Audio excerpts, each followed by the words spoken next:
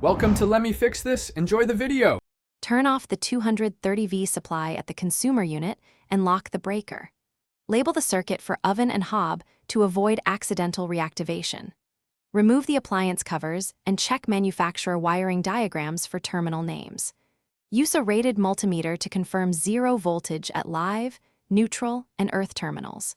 Wear insulated gloves and ensure the workspace is dry and clear before touching conductors. Keep a non-contact voltage tester nearby for double checking while you work on the terminals.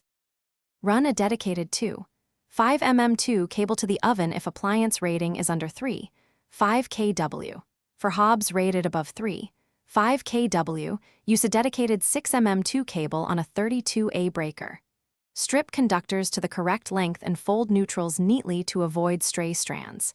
Connect live to L, neutral to N, and earth to the green-yellow terminal. If combining feeds, use a rated junction box and proper insulated connectors.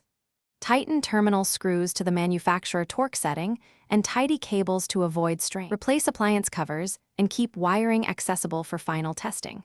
Restore the 230V supply and test live and neutral with your multimeter. Verify earth continuity and test RCD trip operation for safety compliance. Switch the oven and hob on at low heat and observe stable operation and no unusual noises or smells.